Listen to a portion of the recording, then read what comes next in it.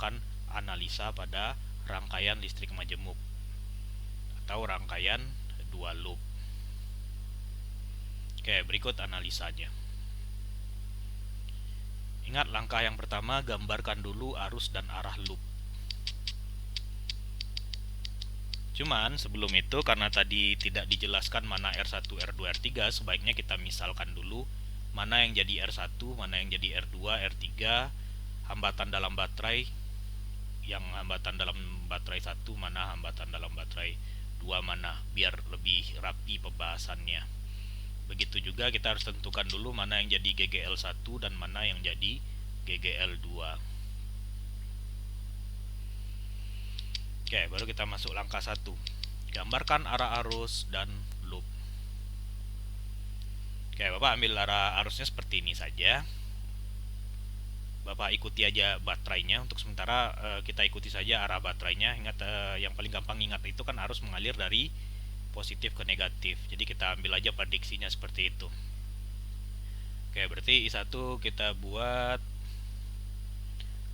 kalau pada sisi yang atas, pada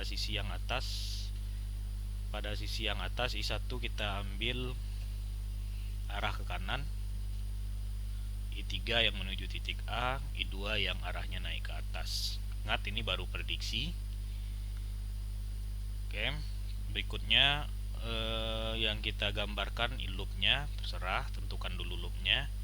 Kebetulan dua-duanya kita buat jadi searah, nggak masalah, atau dibedakan juga nggak masalah.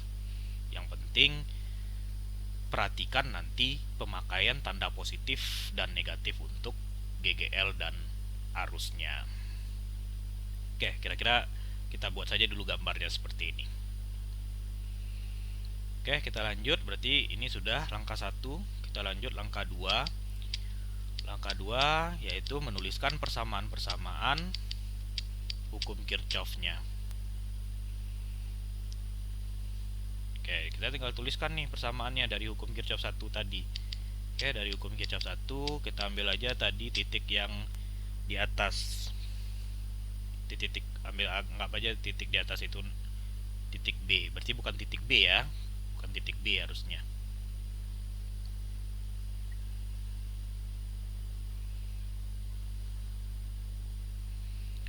Oke, kita ambil potongan dari gambar yang tadi. Bapak ulangi, seharusnya bukan titik B di sana, karena titik B kebetulan pada soal ini itu berada di bawah. Oke, yang penting paham maksudnya ya. Yang penting paham maksudnya. Kita ambil titiknya yang bagian atas ini. Ini titik bagian atas.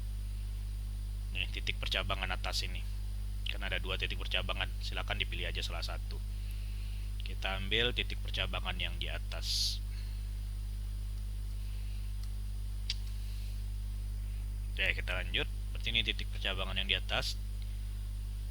Pada titik percabangan ini bisa dilihat pada kasus ini berarti kita buat hukum Kirchhoff-nya I1, I2 arus masuk, sedangkan I3 adalah arus keluar. Oke, kita ambil ini sebagai persamaan 1. Berikut dari hukum 2 Kirchhoff-nya. Kita bahas dulu loop 1. Loop 1 berarti yang mengaliri, jadi di sana ada 2 arus, ada arus 1 dan arus 2. Hambatannya di sana ada hambatan 2 ohm, 3 ohm dan hambatan dalam baterai atau hambatan dalam GGL sebesar 1 ohm. Bentuk dari hukum Kirchhoff 2-nya jadi seperti ini. Oke, diingat kenapa arusnya tiba-tiba arus 2 itu nilainya adalah min. Nah, itu bisa dilihat di sana. Ingat, karena I2 berlawanan arah dengan loop. Loopnya kita buat searah jarum jam, sedangkan I2 itu jadinya berlawanan dengan arah jarum jam. Hati-hati, di sini juga ada 2 GGL yang dilewati, berbeda dengan contoh tadi, contoh penjelasan yang tadi. Ini ada 2 GGL yang dilewati. Oke, GGL 1 itu bernilai negatif, sudah tahu alasannya kenapa. Oke, sedangkan GGL 2 itu bernilai positif. Oke, biar jadi lebih simple bentuk persamaannya, kita masukkan angka saja. Kita ganti dengan angka. Berarti tinggal dituliskan saja angkanya. Hati-hati memasukkan angka, teliti, perhatikan R1 itu yang mana, R2 itu mana, hambatan dalam baterai 1 mana, hambatan dalam baterai 2 yang mana. Oke, berarti kalau kita selesaikan MTK-nya jadinya seperti ini. Berarti dari loop 1 kita akan dapatkan persamaan 2. Kita lanjut. Oke ya, kita lanjut. Berikutnya menentukan persamaan dari loop 2. Oke, pada loop 2 itu yang dilewati hanya 1 GGL saja, bisa dilihat di sana, yang dilewati hanya 1 GGL saja. Arus yang terlibat adalah arus I3 dan I2. Hambatan yang terlibat hambatan 4,5 ohm atau R3 tadi kita sepakati, sama hambatan dalam baterai kedua.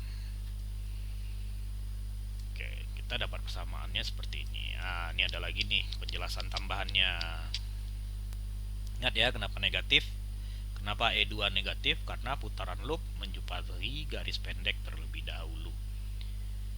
Kebetulan kalau dilihat ternyata loop 2 bentuknya pada kasus ini kebetulan lebih simpel dibandingkan dari loop 1. Ya, alasannya jelas karena komponen yang dilalui arus pada loop 2 itu lebih sedikit dibandingkan yang di loop 1. Tapi jangan ditarik kesimpulan seperti itu ya, jangan ditarik kesimpulan. Itu hanya kondisi pada soal ini saja. Jadi sesuaikan nanti dengan kondisi soal. Oke, kita lanjut. Berikutnya kita tinggal masukkan angka biar lebih gampang menuliskan persamaannya nantinya. Oke, jadi seperti ini. I2 melalui hambatan GGL2 baterai.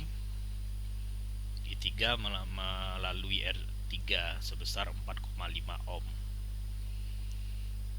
Oke, tinggal dirapikan persamaannya.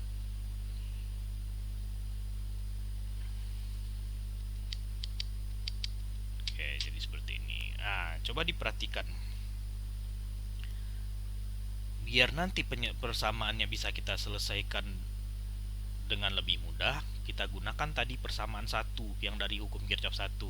Kan tadi kita sudah dapat persamaan bahwa I1 tambah I2 itu akan sama dengan I3. Artinya apa? Artinya I3 itu bisa kita ubah menjadi I1 ditambah I2. Sehingga kita akan dapatkan persamaan menjadi seperti ini. Oke, karena di sini ada masih bentuk desimal biar kita gampang nanti, biar kita gampang mencari KPK-nya ketika kita gunakan eliminasi. Jadi ini ruas kanan dan ruas kiri sama-sama kita kali 2. Oke, makanya didapat ini. Oke, ini persamaan ketiga yang kita peroleh dari hukum 2 Kirchhoff dari loop 2. Oke, berarti langkah 2 sudah selesai. Kita masuk langkah 3, yaitu menghitung besaran-besaran yang dinyatakan. Kebetulan yang ditanyakan atau dinyatakan hanya tegangan jepit dari titik AB. Oke, cuman untuk menentukan AB kita butuh arus 3. Oke, kita butuh nilai arus 3 berapa? Karena yang melalui AB itu adalah arus 3. Jadi kita harus cari dulu nilai arus ketiga. Tentunya harusnya bertahap. Kebetulan I3 di sini kita ubah ke dalam bentuk I1 dengan I2. Berarti bertahap. Berarti kita harus cari I1 dan I2 terlebih dahulu.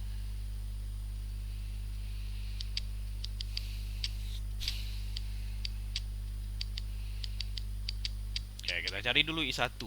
I1 itu bisa kita peroleh dengan mengeliminasi I2 pada persamaan 2 dan 3. Jadi kita eliminasi I2 dengan menggabungkan persamaan 2 dan 3. Oke, dari persamaan 2.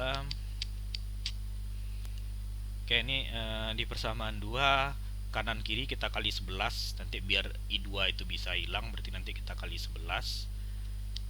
Di persamaan 3, nah ini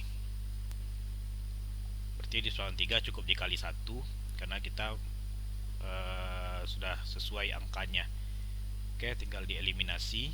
Jadi tinggal di plus kan atau ditambahkan kedua persamaan ini, nanti akan didapat. Nah, oke, dari sini kan udah gampang nih cari I1 nih. I1 berarti sama dengan min 1 ampere. Nah, ini yang Bapak maksud tadi. Kenapa min? Berarti sudah bisa kalian artikan. Tadi kan ada catatannya. Kenapa nilainya min?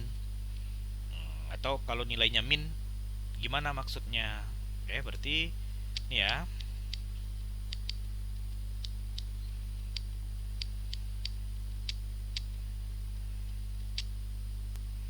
Ya, jadi nggak ada masalah ya, nggak perlu dihitung ulang. Ini tinggal dibalik aja arah arusnya nanti. Oke, jadi artinya arah arusnya berlawanan dengan yang digambar. Jadi arus yang sebenarnya itu berlawanan dengan yang digambar. Tinggal diralat aja gambarnya. Jadi nggak perlu dihitung ulang. Oke, kita udah dapat I1. Berarti kalau udah dapat I1 kan gampang nih, tinggal substitusi. Tinggal substitusi nilai I1 ke persamaan 2 atau persamaan 3. Pilih aja salah satu. Kebetulan Bapak gunakan persamaan 2. Oke, dapat seperti ini, tinggal substitusikan, tinggal diselesaikan MTK-nya, didapat 3 ampere. Nah, I2 nilainya positif.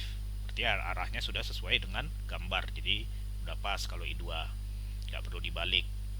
Jadi udah pas nilainya sebesar 3 ampere.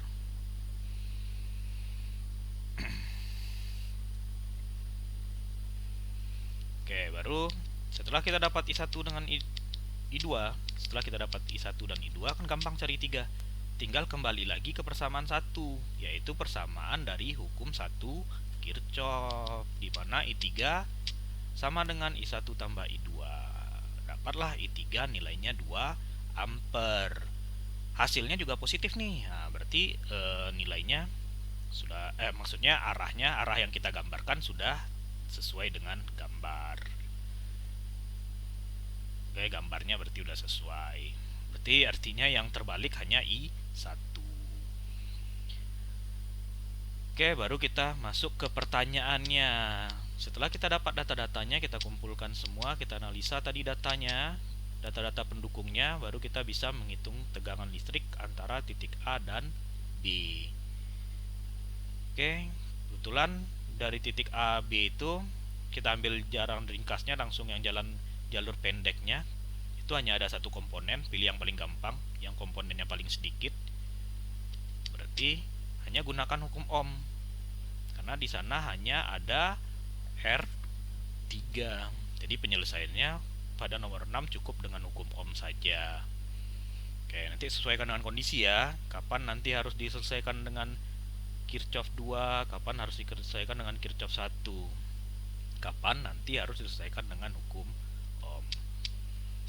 Oke, jadi jawabannya untuk nilai tegangan antara titik A dan B itu sebesar 9 volt. Oke. Jadi demikian materi untuk rangkaian listrik majemuk. Silakan perbanyak latihan, silakan lihat lagi soal-soal yang harus dikerjakan di UKBM. Oke, coba berlatih dulu sendiri. Kalau bingung silakan ditanyakan lagi. Oke, Pak akhiri. Assalamualaikum warahmatullahi wabarakatuh.